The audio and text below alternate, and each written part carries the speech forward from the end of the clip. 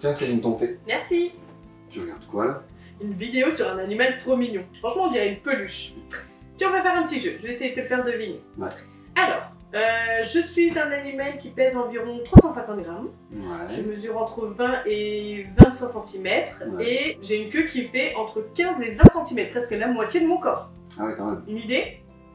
Ouais, j'ai bien une piste, mais t'aurais encore 2-3 indices? Je peux te dire que je suis un mammifère. Ouais. Et mon nom latin, c'est Cirrus vulgaris. Cirrus vulgaris, ce serait pas l'écureuil roux? Ouais, si, bien joué, à vous. C'est carrément mignon. J'avoue.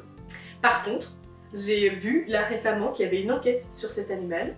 Alors j'étais carrément surprise parce que pour moi c'est un animal qui est assez répandu dans la région.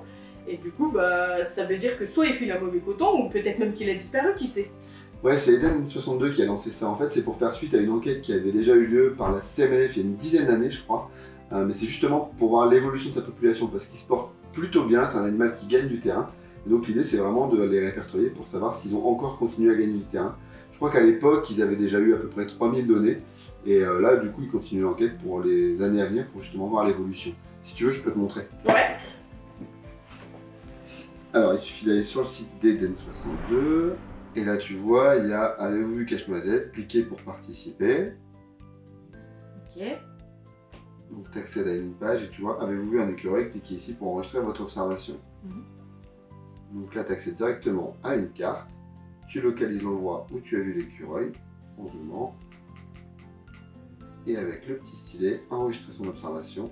Tu cliques et le tour est joué. Tu as une petite fenêtre qui s'ouvre. Et là, tu enregistres ta donnée, la date, le lieu, le type d'habitat.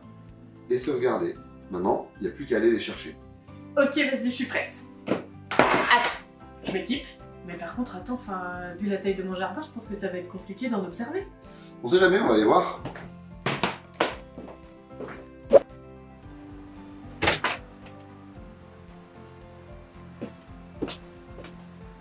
Ah ouais, en effet, là, ça va être un peu compliqué quand même.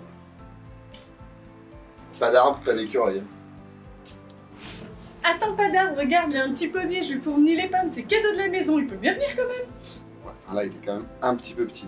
Ce qu'il faudrait, c'est plutôt planter un noisetier, convaincre tes voisins d'avoir des plus grands arbres.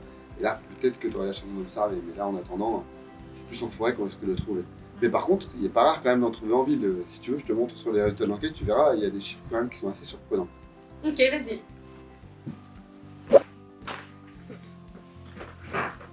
Regarde, si on retourne sur le site de l'enquête, tu verras, il y a plein d'infos hyper intéressantes.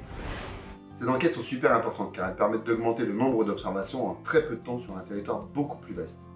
Regarde, si on zoome sur Saint-Omer par exemple, on se rend compte de cette évolution. Elles permettent aussi et surtout de sensibiliser les habitants et ça c'est hyper important. Au vu des résultats, des décisions peuvent être prises pour mettre en place des aménagements en faveur des espèces étudiées. Allez, vas-y, Kevin. Je veux en voir un, on part à sa recherche. Allez, on part en forêt.